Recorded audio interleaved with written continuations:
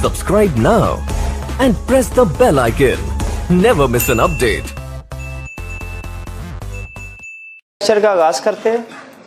सबसे पहले previous lecture में से कोई क्वेश्चन पूछना चाहते हो तो पूछ लीजिए।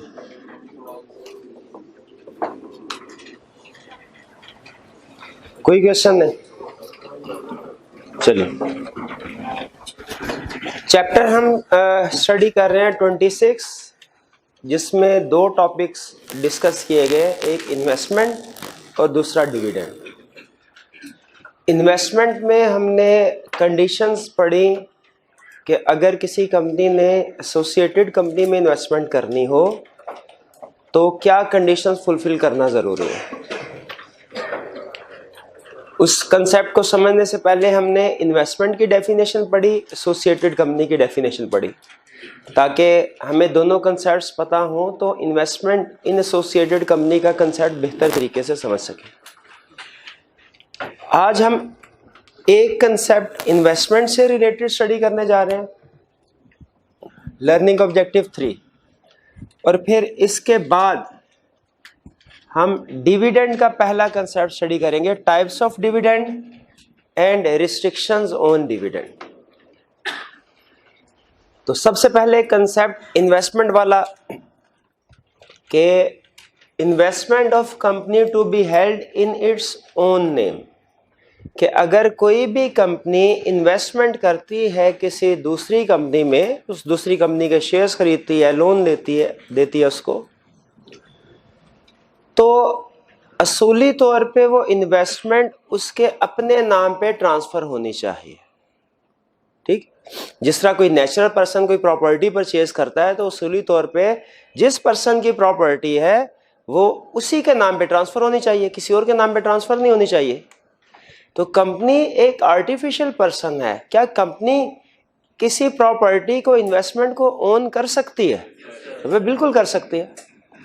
तो बेसिक कंसेप्ट रिक्वायरमेंट जो है, जो बड़ी लॉजिकल है, वो ये है कि अगर कोई कंपनी इन्वेस्टमेंट करती है, फॉर एग्जांपल किसी दूसरी कंपनी के शेयर्स खरीदती है, शेयर्स की एग्जांपल लेके कंसेप्ट को समझते हैं, तो वो शेयर उसके नाम पे ट्रांसफर होने चाहिए। यानी जो दूसरी कंपनी है जिसके शेयर खरीदे गए हैं, उस दूसरी कंपनी की बुक्स के मुताबिक जो उस दूसरी कंपनी का शेयर होल्डर है वो पहली वाली कंपनी होनी चाहिए जिसने इन्वेस्टमेंट की है। इस कंसेप्ट को वो कहते हैं इन्वेस्टमेंट ऑफ ए कंपनी। किसी भी कंपनी की कोई इन्वेस्टमेंट है to be held in its own name, वो उसके अपने नाम पे उसने रखनी है। यानी ये नहीं कि कंपनी इन्वेस्टमेंट तो कंपनी करे और वो किसी दूसरे के नाम पे उसको ट्रांसफर कर दे। ठीक, रिक्वायरमेंट समझ रहे हैं, लॉजिकल रिक्वायरमेंट है।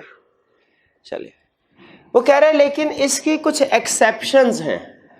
एक्सेप्शंस का मतलब क्या कि वो सिचुएशंस जिनमें इन्वेस्टमेंट तो कंपनी की होगी, पैसे तो उस इन्वेस्टमेंट के कंपनी के लगे होंगे, लेकिन वो किसी और के नाम पे ट्रांसफर कर दी गई होगी, वो होंगी एक्सेप्शंस। एक्सेप्शन का मतलब क्या कि वो सिचुएशंस जिसमें इन्वेस्टमेंट किसकी है? कंपनी की, लेकिन कंपनी ने उसे किसी और के नाम पे ट्रांसफर कर दिया गया हो। अब ये एक्सेप्शन, ये हमने समझना है क्या है। थोड़ी अजीब सी सिचुएशन है कि पैसा किसी और का लगा है और मालिक कोई और बना बैठा है। तो इस एक्सेप्शन को वो एक्सप्लेन कर रहा है कि कैसे ये पॉसिबल है। पहली एक्सेप्शन कह रहा है जब इन्वेस्टमेंट की हो कंपनी ने किसी अनदर कंपनी में, लेकिन उस इन्वेस्टमेंट को ट्रांसफर कर दिया हो किसके नाम पे? नॉमिनी डायरेक्टर के नाम पे। अच्छा, नॉमिनी डायरेक्टर क्या होता है? याद है कंसेप्ट आपको? कौन सा? जिसको कोई दूसरी कंपनी या बॉडी कॉर्पोरेट अपॉइंट करते हैं। अब अगर फर्ज कीजिए एक कंपनी के पास दूसरी कंपनी के 20% शेयर्स हैं और वो अपनी रिप्रेजेंटेशन बोर्ड ऑफ डायरेक्टर्स में चाह रहे हैं, लिस्टेड कंपनियां फॉर एग्जांपल, और 20% शेयर्स खरीद लिए और वो चाह रहे हैं कि अब बोर्ड ऑफ डायरेक्टर्स में हमारा बंदा लगे। अब कंपनी खुद तो जाहिर है डायरेक्टर नहीं बन सकती, लेकिन क्या वो अपने बिहाफ पे किसी और को डायरेक्टर बना सकते हैं? बिल्कुल बना सकते हैं। और उस डायरेक्टर को क्या कहेंगे? अच्छा जरा सोच के मुझे बताइए, क्या नॉमिनी डायरेक्टर का शेयर होल्डर होना जरूरी था? जरूरी नहीं है। लॉ कहता है जरूरी नहीं है। लेकिन समटाइम्स कंपनी के आर्टिकल्स में लिखा होता है कि कंपनी का आपको पता है लॉ जहां पे कोई रिक्वायरमेंट नहीं दे रहा, अगर वहां पे कंपनी अपने आर्टिकल्स में कुछ एडिशनल रिक्वायरमेंट इंक्लूड कर दे, वो रिक्वायरमेंट अप्लाई होंगी कि नहीं होंगी? कितने स्टूडेंट्स का ख्याल है अप्लाई होंगी? कितनों का ख्याल है अप्लाई नहीं होंगी? अप्लाई होंगी। ठीक है, ये कॉन्ट्राडिक्शन नहीं समझे जाते। अगर लॉ ने कोई चीज कहा कि नहीं होगी, आर्टिकल्स कह दे होगी, वो कॉन्ट्राडिक्शन, वो वायलेशन कहलाएगी। ठीक है, अब अगर लॉ ने तो कह दिया कि नॉमिनी डायरेक्टर का शेयर होल्डर होना जरूरी नहीं, लेकिन अगर कंपनी के आर्टिकल्स में लिखा हो कि डायरेक्टर वही बंदा बन सकेगा जिसके पास, जो कि 10,000 शेयर्स खरीदेगा कंपनी के। ठीक है, 10,000 शेयर खरीदेगा, ये मिनिमम नंबर ऑफ शेयर जो कि एक्वायर करना जरूरी हो किसी के लिए डायरेक्टर बनने के लिए, इसे कहा जाता है क्वालिफिकेशन शेयर्स। ये लॉ रिक्वायर नहीं करता, कंपनी एक्ट रिक्वायर नहीं करता, ये कौन रिक्वायर कर रहा होता है? Articles of association. अब वो ये कहता है अगर कंपनी के आर्टिकल्स में लिखा हुआ है 10,000 शेयर खरीदने जरूरी हैं, और उस दूसरी को, इस कंपनी ने दूसरी कंपनी के 1 लाख शेयर खरीदे और अब अपना डायरेक्टर अपॉइंट कर सकते हैं, क्या अब इस केस में कंपनी खुद जिसने इन्वेस्टमेंट किया है वो डायरेक्टर बन सकती है? नहीं, वो किसी दूसरे ऑफिसर को डायरेक्टर बना सकती है अपने? बिल्कुल बना सकते हैं, लेकिन उसके लिए क्या करना पड़ेगा? अब दूसरा डायरेक्टर कहेगा सर मैं तो बराए नॉमिनी डायरेक्टर हूं, मैं तो बराए नाम डायरेक्टर हूं, ठीक है, मेरा अपना कोई डायरेक्ट रिलेशन, मेरा अपना डायरेक्टर बनने को दिल नहीं कर रहा, ठीक है, ना ही मैंने डायरेक्टर बन के अपने फायदे के लिए कोई काम करना है, मैं तो आपके बिहाफ पे जा रहा हूं, तो मैं, आपका काम आपका है, पैसे मैं क्यों लगाऊं?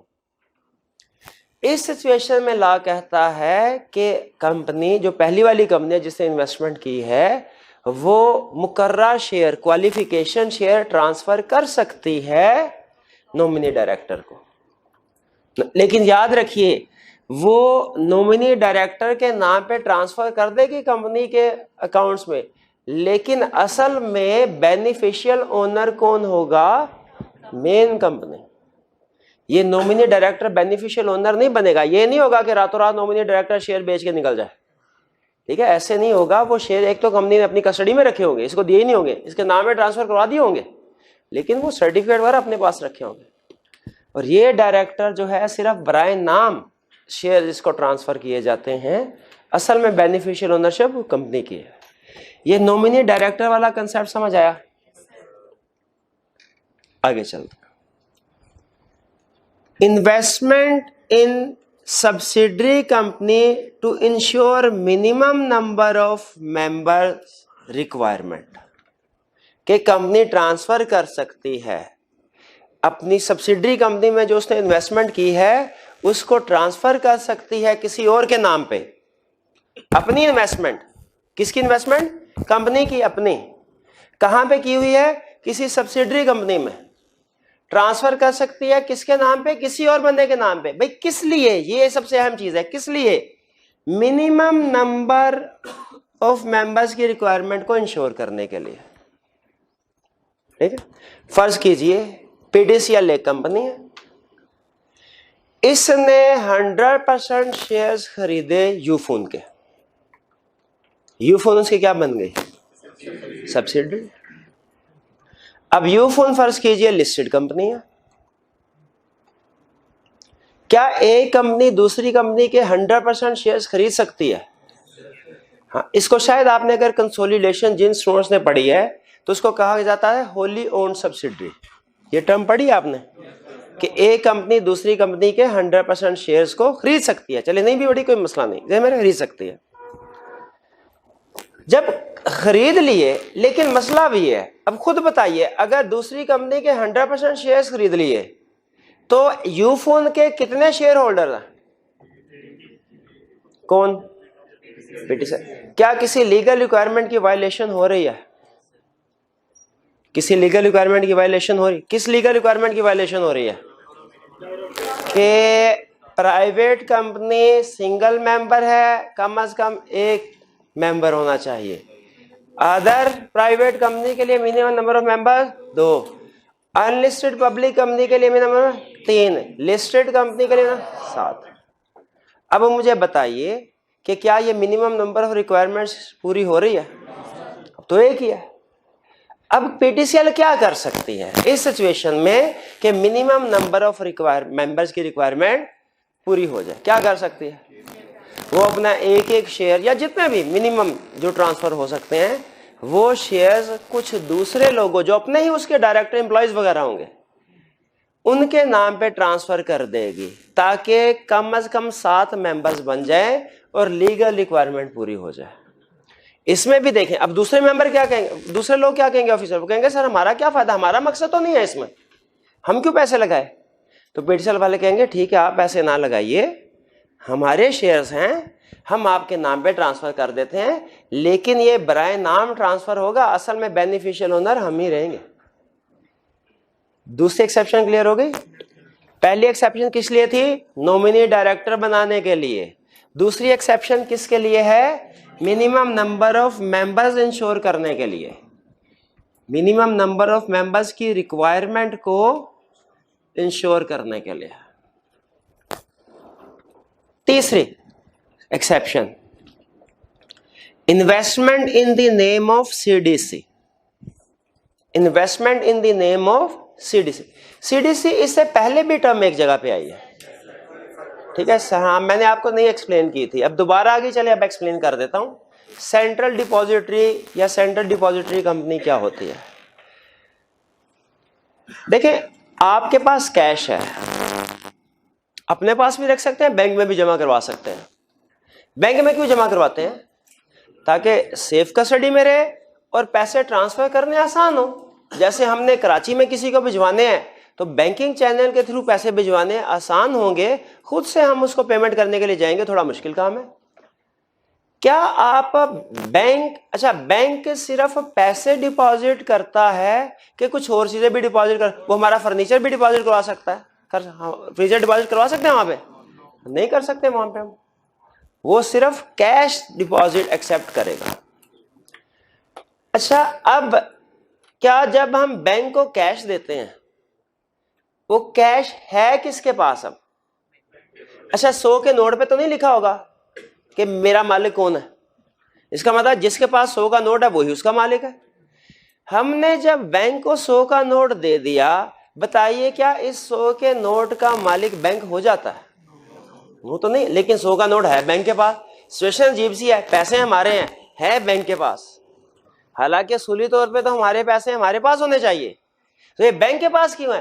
भाई बैंक के पास होने का ये मतलब नहीं है उसको दे दिए, बैंक को हमने सिर्फ आर्जी तौर पे एज ट्रस्टी दिए हैं, हमारे बिहाफ पे अपने पास रखे, हमें जब जरूरत पड़ेगी हम उससे वापस ले लेंगे, या हमने अगर आगे किसी को ट्रांसफर करवाने हुए हम आगे ट्रांसफर करवा देंगे, ट्रांसफर करने में आसानी होगी। उसी तरह जिस तरह कैश डिपॉजिट करवाने के लिए बैंक है, तो स्टॉक एक्सचेंज में जो ट्रांजैक्शंस होती हैं, sale and purchase of shares, इन ट्रांजैक्शंस को आसान बनाने के लिए, शेयर की ट्रांसफर का प्रोसेस क्विक करने के लिए एक बैंक खोला गया है जिसका नाम है सीडीसी, सेंट्रल डिपॉजिटरी कंपनी। ये सिर्फ एक चीज के डिपॉजिट एक्सेप्ट करता है, किसके? शेयर्स के। और पर्पस क्या होता है? एक तो सेफ कस्टडी में रहे, और दूसरा अगर आगे फर्दर किसी को सेल करने हो तो हम आसानी से उसको ट्रांसफर कर सके। अब मुझे बताइए, अगर कंपनी ने सीडीसी के नाम पे शेयर ट्रांसफर कर दिए सेफ कस्टडी के लिए, या आगे फर्दर ट्रांसफर जो है उसको आसान बनाने के लिए, क्या वो शेयर सीडीसी के हो गए? नहीं, याद रखिए सीडीसी सिर्फ ट्रस्टी है। ट्रस्टी का मतलब क्या है? उसे बतौर अमानत हमने चीजें रखवाई हैं, वो इसका बेनिफिशियल ओनर नहीं बनता। बेनिफिशियल ओनर कौन है? कंपनी। तो लॉ ने इस चीज की भी इजाजत दी है कि एक कंपनी अपनी इन्वेस्टमेंट यानी जो शेयर्स उसने खरीदे हैं वो सीडीसी के नाम पे ट्रांसफर कर सकती है। इन तीनों केसेस में कॉमन चीज क्या है कि बेनिफिशियल ओनरशिप कंपनी ही की रहेगी, सिर्फ एज ट्रस्टी वो दूसरे लोगों को ट्रांसफर कर रहे हैं अपनी जरूरत के मुताबिक या रिक्वायरमेंट को पूरा करने के लिए। तो एक्सेप्शंस क्लियर हुई। रिक्वायरमेंट मेन प्रोविजन क्या थी, किसी भी कंपनी की इन्वेस्टमेंट है उसके अपने नाम पे होनी चाहिए, किसी दूसरे के नाम पे नहीं। 3 एक्सेप्शंस हैं, पहले नॉमिनी डायरेक्टर, दूसरे मिनिमम नंबर ऑफ रिक्वायरमेंट्स पूरी करने के लिए, तीसरी CDC. Nominee director, minimum number of members, और तीसरा CDC. Nominee director, minimum number of member, CDC. ये 3 एक्सेप्शंस हैं और इनमें कॉमन क्या है, बेनिफिशियल ओनरशिप कंपनी की रहेगी, वो दूसरे लोग सिर्फ ट्रस्टी के तौर पे शेयर्स उनको दिए जाते हैं। फिर कह रहा है अच्छा क्या कंपनी के पास कोई इतना रिकॉर्ड होना चाहिए कंपनी को कि मैंने इन बंदों के नाम पे, शेयर मेरे हैं लेकिन मैंने इन बंदों के नाम पे ट्रांसफर किए हुए हैं, रिकॉर्ड होना चाहिए कि नहीं? भाई आप किसी को उधार देंगे तो कहीं भूल ना जाए, लिखत पढ़ा कर लेंगे, किसी कॉपी पे लिख लेंगे इस बंदे को इतना उधार दिया। चलिए, तो उसी तरह कंपनी भी अपना एक रजिस्टर मेंटेन करेगी, उसका नाम होगा रजिस्टर ऑफ इन्वेस्टमेंट। कौन सी investment? Not in the name of company, कि ये ना कंपनी शेयर ट्रांसफर करे और भूल ही जाए किसके नाम पे ट्रांसफर किए थे। तो रजिस्टर ट्रांसफर, रजिस्टर मेंटेन करेगी, उस रजिस्टर का नाम क्या है? Register of investments of company. नहीं, register of investments of company, not in the name of company. है कंपनी की इन्वेस्टमेंट, उसके नाम पे नहीं। अच्छा आप बताइए इसमें क्या लिखा होगा भला? नहीं बता रहा आपको, बताइए क्या लिखा होगा इस रजिस्टर में? अब भाई जिसको दिया उसका नाम लिखा, इन्वेस्टमेंट कौन सी है, शेयर्स है, लोन है, अमाउंट कितनी है, किसके नाम पे ट्रांसफर किया, किस पर्पज के लिए किया, भाई यही चीजें होंगी आइडेंटिफिकेशन के लिए कि पता चल जाए शेयर्स हमारे किधर पड़े हुए हैं, किस। ये है रजिस्टर।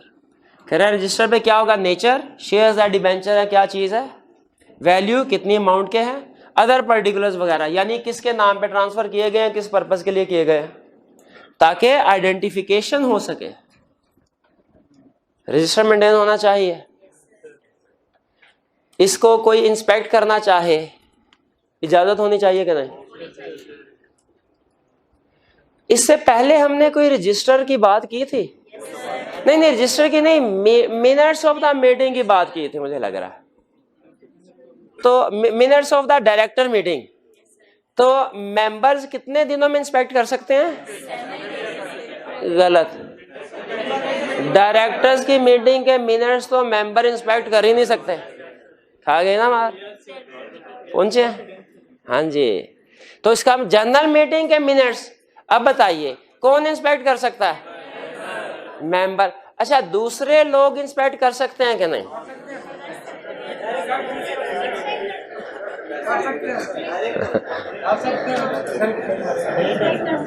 कितने सोर्स का ख्याल है कि जनरल मीटिंग के मिनट्स हैं वो non members, other than members भी लोग जो हैं, क्रेडिटर्स वगैरह, वो इंस्पेक्ट कर सकते हैं? हाथ उठाइए जरा।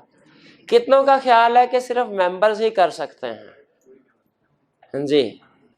और बाकियों का कोई ख्याल नहीं है? मेरा ख्याल, अब ये आपने चेक करना है, मेरा ख्याल है जनरल मीटिंग चूंकि मेंबर्स की होती है तो उसका किसी मेंबर्स के अलावा किसी और बंदे से ताल्लुक ही नहीं, तो उसके मिनट्स भी सिर्फ मेंबर्स को ही इंस्पेक्ट करने की इजाजत देनी चाहिए। जी आप देखें, चेक करें, भूल गया? नहीं, डायरेक्टर नहीं कह रहा, डायरेक्टर तो जाहिर है वो तो मीटिंग में मौजूद होते हैं। डायरेक्टर जी, सिर्फ मेंबर लिखा है और तो कोई नहीं लिखा हुआ। तो ये तो भाई कह रहे थे दूसरे लोग भी कर सकते, सिर्फ मेंबर लिखा हुआ है। चले जी, प्रेस्क्राइब्ड फी पे करके कर सकते हैं। प्रेस्क्राइब्ड फी वाला कंसेप्ट, अच्छा बताइए, अच्छा इस बात पे एग्री कर गए हम कि जनरल मीटिंग के मिनट्स जो है वो मेंबर्स ही इंस्पेक्ट कर सकते हैं, ठीक है? अच्छा अगली बात, क्या फीस दे के इंस्पेक्ट करेंगे कि फीस के बगैर?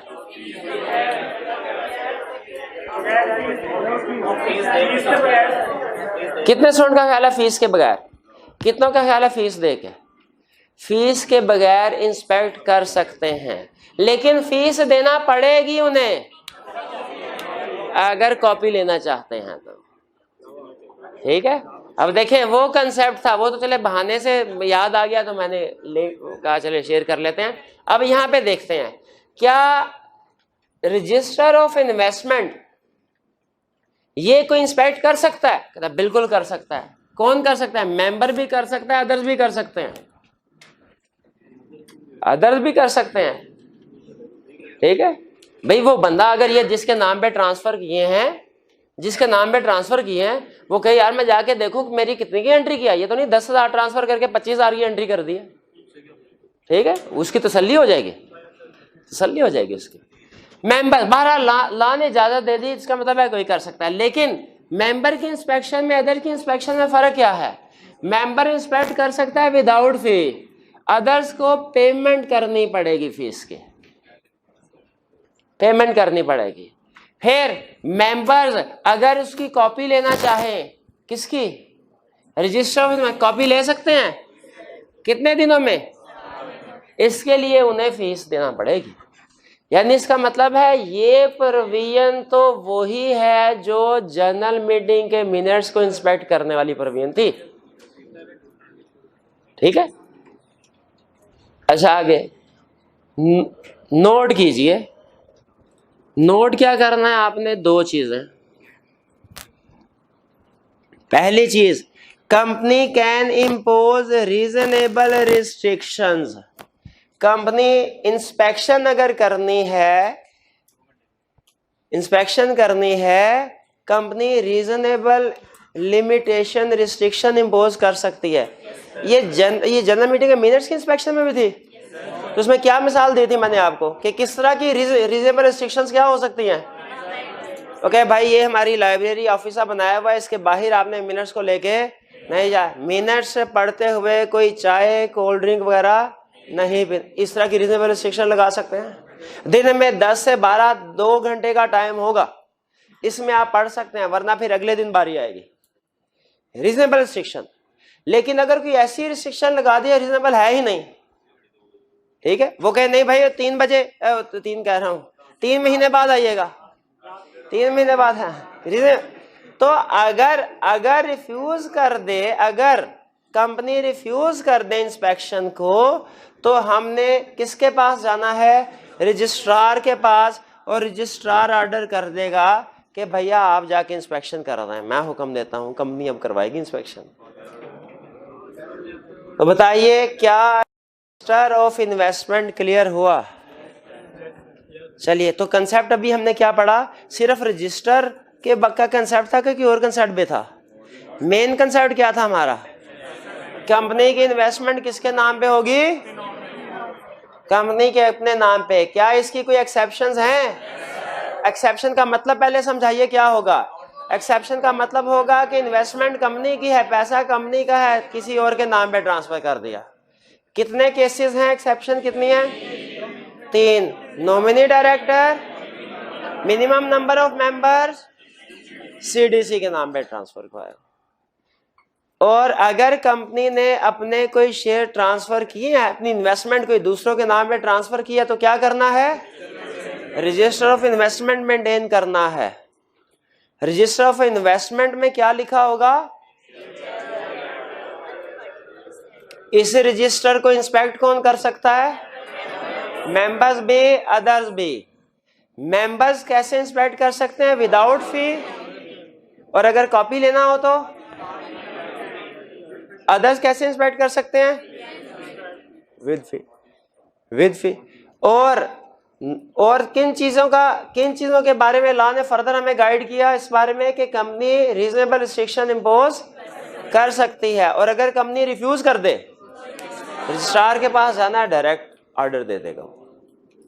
ये हमारा हो गया यहां तक इन्वेस्टमेंट का टॉपिक कंप्लीट। बस इतना ही हमारे सिलेबस में था। ठीक है, अच्छा एक चीज आपको बता दूं, कंपनीज एक्ट 2017 से पहले, वैसे तो ये आपको अंडरस्टूड होना चाहिए कि 2017 से पहले कंपनीज ऑर्डिनेंस 1984 होता था, तो वहां के कंसेप्ट और कंपनीज एक्ट के कंसेप्ट थोड़े डिफरेंट हो सकते हैं। सारे नहीं, लेकिन कुछ कंसेप्ट डिफरेंट हो सकते हैं। तो पहले ये एक्सेप्शंस कुछ ज्यादा हुआ करती थी, तो मे भी आपको क्वेश्चन ऐसे मिले जिनके मार्क्स ज्यादा हो, ठीक है, तो आपने परेशान नहीं होना। अब आई कैप अगर पूछेगा तो इन्हीं 3 एक्सेप्शंस के साथ पूछेगा, अगर आप पास्ट पेपर के क्वेश्चन देख रहे हो तो। जी अब नेक्स्ट डिविडेंड वाले टॉपिक की तरफ चलें, ठीक है। आज के लेक्चर में मैं इसके जो क्वेश्चंस हैं इन दोनों टॉपिक के, इन्वेस्टमेंट वाला और डिविडेंड वाला, ये पास्ट में क्वेश्चन इंशाल्लाह कल करेंगे। आपको पता है आज जुम्मा है और जुम्मे को हमारी क्लास का टाइम थोड़ा कम 10 मिनट कम होता है, तो डिविडेंड स्टार्ट करते हैं। कंसेप्ट तो समझ आ गया ना, ठीक है। घर जाके आपने क्वेश्चन रीड कर लेने हैं ताकि कल डिस्कशन में पार्टिसिपेट कर सकें आप। अब है डिविडेंड। डिविडेंड क्या होता है भला?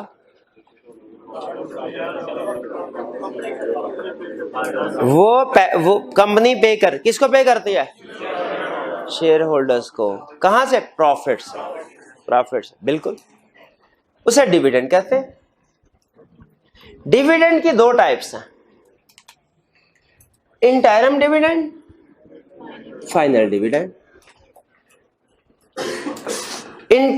फाइनल डिविडेंड वो होता है जो साल के बाद अनाउंस किया जाता है, साल खत्म होने के बाद दिया जाता है। इंटरिम डिविडेंड वो होता है जो साल के दौरान दिया जाता है। अगर तो नॉर्मली कंपनी ज्यादातर फाइनल डिविडेंड ही अनाउंस करते हैं। अच्छा देखिए, डिविडेंड हर साल अनाउंस करना कंपनी के ऊपर लाजिम नहीं है, वो कंपनी की मर्जी। अगर डायरेक्टर समझते हैं कि हमारे पास काफी पैसे आ गए हैं और हमें इन पैसों में से जो प्रॉफिट काफी हुआ इस साल और हमें कुछ हिस्सा शेयर होल्डर्स को दे देना चाहिए, तो वो डिविडेंड अनाउंस करेंगे और शेयर होल्डर्स को डिविडेंड डिस्ट्रीब्यूट कर सकते हैं। लेकिन अगर डायरेक्टर ये समझते हो कि नहीं प्रॉफिट तो हुआ है, वो से सुनिएगा, प्रॉफिट तो हुआ है लेकिन अगले साल पैसों की जरूरत पड़ेगी, डिविडेंड नहीं देना चाहिए, क्या डिविडेंड दिया जाएगा? अच्छा, एक केस स्टडी में उसने पूछा, उसने कहा डायरेक्टर्स के ख्याल में अगले साल पैसों की जरूरत है, डिविडेंड नहीं देना चाहिए। शेयर होल्डर्स का ख्याल है नहीं डिविडेंड देना चाहिए। बताइए डिविडेंड डिस्ट्रीब्यूट किया जाएगा कि नहीं? यहां पे उन्होंने डायरेक्टर्स को प्रेफरेंस दे दी। उन्होंने कहा डिविडेंड, क्योंकि डायरेक्टर्स बेहतर पोजीशन में होते हैं ये समझने के लिए कि कंपनी को चलाने के लिए क्या करना चाहिए, कब कितने पैसों की जरूरत पड़ेगी। इसलिए उन्होंने कहा कि जब तक डायरेक्टर्स प्रपोज ना करें डिविडेंड नहीं दिया जाएगा। अच्छा फिर बताइए, प्रॉफिट है, डिस्ट्रीब्यूट करना चाहते हैं डायरेक्टर्स, डिविडेंड दे सकते हैं? प्रॉफिट है, डिस्ट्रीब्यूट नहीं करना चाहते, क्या शेयर होल्डर अपनी मर्जी से डिविडेंड ले सकते हैं?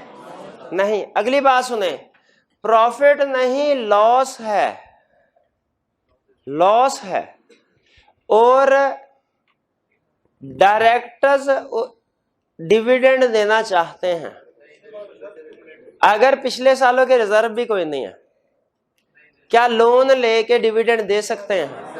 नहीं दे सकते।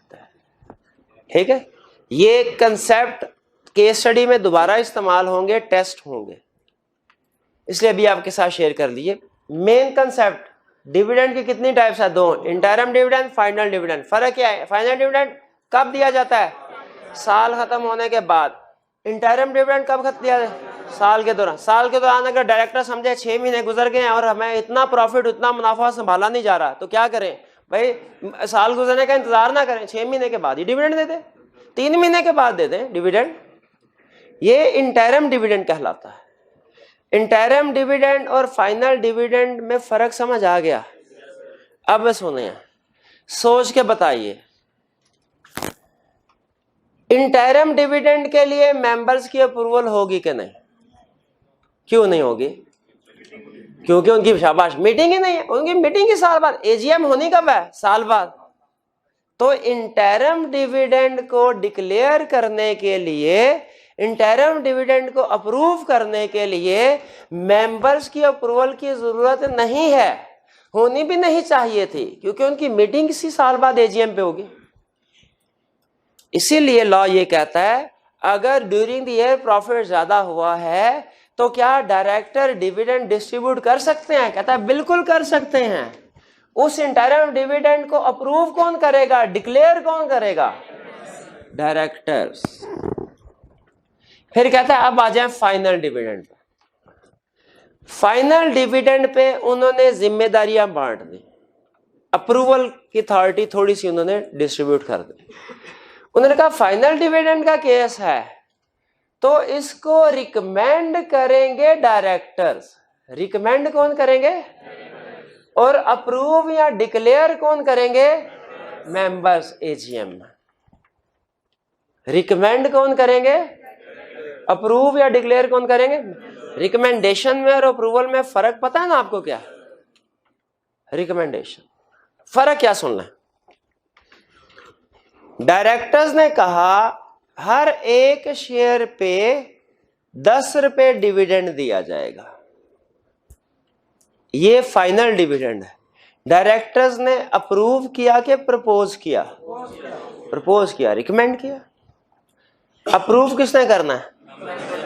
बताइए, क्या मेंबर्स 10 रुपए ही अप्रूव करेंगे या 12 भी कर सकते हैं या 8 भी कर सकते हैं? हाँ, वो कहता है कि जी मेंबर जो अप्रूव करेंगे या तो इक्वल अमाउंट होगी जो डायरेक्टर ने प्रपोज की है या उससे कम, उससे ज्यादा नहीं कर सकते, क्योंकि डायरेक्टर ने बड़ा हिसाब किताब लगा के कि अगले साल में क्या प्रोजेक्ट चलाने हैं, हमें किस वक्त कितने पैसों की जरूरत है, हिसाब किताब लगा के तो फिर प्रपोज किया होगा। अगर आप ज्यादा डिविडेंड अप्रूव कर देंगे तो उनकी तो सारी जो प्रोजेक्शन है वो तो आउट हो जाएगी फ्यूचर की। वो तो फिर बैंकों के पास भागते फिरेंगे, लोन लेने के लिए पैसे चाहिए, ज्यादा डिविडेंड दे बैठे। तो लॉ ने कहा प्रपोज कौन करेगा? Director. Approve final dividend approve कौन करेगा? मेंबर। और मेंबर या तो सेम अमाउंट अप्रूव कर सकते हैं या लेस। Excess amount approve. जी, इंटरिम और फाइनल डिविडेंड में फर्क समझ आ गया? ठीक है, बेसिक डिफरेंस अप्रूविंग अथॉरिटी का। इंटरिम डिविडेंड डायरेक्टर ही अप्रूव कर देते हैं, फाइनल डिविडेंड डायरेक्टर रिकमेंड करते हैं, अप्रूव मेंबर्स करते हैं, और मैक्सिमम अमाउंट तक अप्रूव कर सकते हैं, उससे कम, ज्यादा नहीं। जो डायरेक्टर ने रिकमेंड किया उससे ज्यादा अमाउंट अप्रूव नहीं कर सकता। ये तो हो गया टाइप्स ऑफ डिविडेंड। अब आते हैं रिस्ट्रिक्शंस। क्या कंपनी पे कुछ रिस्ट्रिक्शंस हैं, पाबंदियां हैं डिविडेंड डिक्लेयर करने के हवाले से? कहता है बिल्कुल है। पहली रिस्ट्रिक्शन कहता है dividend can not be paid from 1 2 3 restrictions. Dividend pay नहीं किया जा सकता। किसमें से पे नहीं किया जा सकता? पहली चीज profit from disposal of immovable property, जिसे आप अकाउंटिंग की लैंग्वेज में फिक्स एसेट कहते हैं। फिक्स है, हाँ, टैक्स की लैंग्वेज में शायद कैपिटल गेन कहते हैं। ठीक है, इमूवेबल प्रॉपर्टी अगर है उसको डिस्पोज किया तो उससे जो हमें प्रॉफिट मिलता है उसे डिविडेंड के तौर पे डिस्ट्रीब्यूट नहीं कर सकते। कंपनी के पास एक लैंड थी, वैसे कंपनी को सेल्स कम है, कॉस्ट ऑफ सेल ज्यादा है, लॉस हुआ, लैंड को बेचा, उससे प्रॉफिट हुआ, क्या उस प्रॉफिट को डिस्ट्रीब्यूट कर सकते हैं? कहता नहीं कर सकता। Dividend can not be paid from profit from disposal of immovable property. कहता हाँ, लेकिन अगर किसी कंपनी का बिजनेस ही यही है, वो फॉर एग्जांपल वो लैंड परचेज करते हैं, सेल करते हैं, बिजनेस ही करते हैं, अब उस सूरत में तो उनका ऑर्डिनरी कोर्स ऑफ बिजनेस हो गया। अब क्या वो डिविडेंड डिस्ट्रीब्यूट कर सकते हैं? इस सूरत में उन्होंने इजाजत दी। क्या इस सूरत में कर सकते हैं अगर ये ऑर्डिनरी कोर्स ऑफ बिजनेस है। शर्त क्या है? ऑर्डिनरी कोर्स ऑफ बिजनेस है तो उसका मतलब है 10 प्रॉपर्टीज उन्होंने बेची होंगी तो 6 में प्रॉफिट हुआ होगा, 4 में लॉस हुआ होगा। भाई ऐसे ही होता है ना, जब बिजनेस कुछ प्रॉपर्टी की कीमत बड़ी होगी, कुछ की कम हुई होगी। तो उन्होंने कहा कि वो वाला प्रॉफिट आपने डिस्ट्रीब्यूट करना है जो नेट कर दिया गया हो, यानी 6 माइनस 4, जो 2 का नेट प्रॉफिट होगा ना वो डिविडेंड के तौर पे डिस्ट्रीब्यूट कर सकते हैं। यानी काउंटिंग के पॉइंट ऑफ व्यू से देखें तो हम सेल्स एक्सपेंसेस माइनस करके नेट प्रॉफिट, डायरेक्ट सेल्स नहीं। ये कंसेप्ट समझ आया? तो क्या इमूवेबल प्रॉपर्टी, पहली चीज इमूवेबल प्रॉपर्टी को डिस्पोज करके प्रॉफिट हुआ, डिविडेंड के तौर पे डिस्ट्रीब्यूट कर सकते हैं? नहीं, सिर्फ उस सूरत में कर सकते हैं जब ऑर्डिनरी कोर्स ऑफ बिजनेस हो कंपनी का और अच्छा, अब हमें ये परेशान होने की जरूरत नहीं लॉ ने क्यों मना किया, बस लॉ ने मना कर दिया, हमने कहा ठीक है नहीं डिविडेंड दे सकते। क्लियर हो गई ये बात? आगे चलते हैं। दूसरी, unrealised gain on investment property. Investment property ये एक लफ्ज है, इन्वेस्टमेंट प्रॉपर्टी एक लफ्ज है। Unrealised gain on investment property, इसका क्या मतलब है? हाँ, ये अकाउंटिंग के जो एक्सपर्ट हैं उन्हें पता होगा कि अगर हम अनरियलाइज्ड गेन वो होता है जो अभी अर्न नहीं हुआ हो, अर्न ना हुआ हो। एक बंदा सरकारी फॉर एग्जांपल मुलाजिम है, उसने पैसे जमा करके कमेटियां वगैरह डाल के उसने कोई 10 लाख की प्रॉपर्टी ले ली, 2 महीने बाद पता चला वो 10 लाख की प्रॉपर्टी 20 लाख हो गई। अब उसके दोस्त आ गए उसके पास, अरे ट्रीट दो। ओके, किस बात की ट्रीट? अरे 2 महीने के अंदर अंदर तुम्हें 10 लाख का प्रॉफिट हुआ है, हम कम से कम 10,000 की ट्रीट तुमसे लेंगे। 10 लाख का प्रॉफिट हुआ है, 10 लाख तुम्हारे बेहतरीन बेस्ट फ्रेंड है, 10,000 की ट्रीट तो बनती है। ओके भाई, मेरी सैलरी 6,000 है, मैं 10,000 तुम्हें कहां से दूं? मेरी सैलरी तो हाँ वही बेच के उसको ट्रीट करा। तो जहन में रखिए इसी तरह। अब देखिए ये जस्टिफाइड नहीं है ना कि उस गेन तो उसको हुआ, कोई शक नहीं, लेकिन क्या उस बेचारे के हाथ में कोई पैसे आए? तो अगर गेन तो हो लेकिन हाथ में कुछ ना आए, पैसे ना आए, इसे क्या कहते हैं? Unrealised gain on investment property. Shares खरीद के रख ले हम, उनकी प्राइस बढ़ गई है, बेचे नहीं, क्या गेन रियलाइज्ड हुआ? रियलाइज्ड कब होगा? जब इसको बेच देंगे। वो कहता है जब रियलाइज्ड गेन उसकी बात लाता है, लेकिन अनरियलाइज्ड गेन जो है इन्वेस्टमेंट प्रॉपर्टी पे, उसको भी डिविडेंड के तौर पे डिस्ट्रीब्यूट नहीं कर सकते क्योंकि आए नहीं हमारे पास। तीसरी, ये अनरियलाइज्ड गेन की भी बात समझ आ गई। पहली एक्सेप्शन क्या थी? Immovable property, gain on disposal of immovable property. दूसरा, unrealised gain on investment. Unrealised समझ आ गया, लॉजिक भी समझ आ गई। तीसरा, amount exceeding directors recommendation. Amount exceeding directors recommendation. Director ने जो अमाउंट रिकमेंड की, क्या उससे ज्यादा डिविडेंड डिक्लेयर किया जा सकता है? नहीं किया जा सकता। ये है हमारी। भैया आपको इजाजत है, आप जाइए, मेहरबानी आपकी, जाइए भैया। अभी इजाजत मांगी है ना, तो जाइए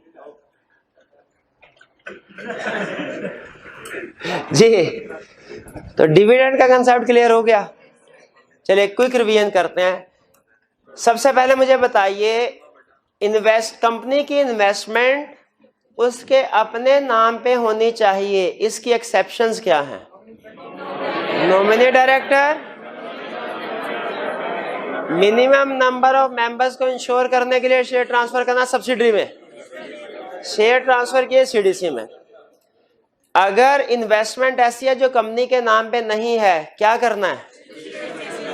रजिस्टर ऑफ इन्वेस्टमेंट मेंटेन करना है। Register of investment not in the name of company, उसमें क्या लिखना है? नेचर, अमाउंट और अदर पर्टिकुलर जो आइडेंटिफिकेशन के लिए जरूरी हो कि इन्वेस्टमेंट जो है कौन सी किसके नाम पे हमने ट्रांसफर की है। रजिस्टर को इंस्पेक्ट कौन कर सकता है? मेंबर्स। और members without fee, others with fee. Members 7 days में कॉपी भी हासिल कर सकते हैं। कंपनी रीजनेबल रिस्ट्रिक्शन इंपोज कर सकती है। अगर कंपनी रिफ्यूज करती है, रजिस्ट्रार ऑर्डर कर सकता है। डिविडेंड की कितनी टाइप्स हैं? कौन कौन सी? इंटरिम डिविडेंड कौन अप्रूव करता है? फाइनल डिविडेंड कौन अप्रूव करता है? मेंबर्स करते हैं ऑन रिकमेंडेशन ऑफ डायरेक्टर्स। बताइए रिस्ट्रिक्शंस क्या है डिविडेंड डिक्लेयर करने में? 3 रिस्ट्रिक्शंस हैं। पहले gain on disposal of immovable property, दूसरा unrealised gain on investment property, तीसरा अमाउंट एक्सीड नहीं होनी चाहिए। आज के लेक्चर में एग्जाम पॉइंट ऑफ व्यू से सबसे जो अहम कंसेप्ट है हाईलाइट करवा रहा हूं। एक एक्सेप्शंस, सबसे अहम कंसेप्ट एक एक्सेप्शन, इसको अच्छे तरीके से पढ़ना और समझना है। और दूसरा रिस्ट्रिक्शंस, यानी आज का पहला कंसेप्ट और आज का आखिरी कंसेप्ट, ये दोनों हमारे मोस्ट इम्पोर्टेंट कंसेप्ट हैं। इनको अच्छे तरीके से समझना और याद करना है। चलिए आज का लेक्चर यहाँ पे ख़त्म करते हैं।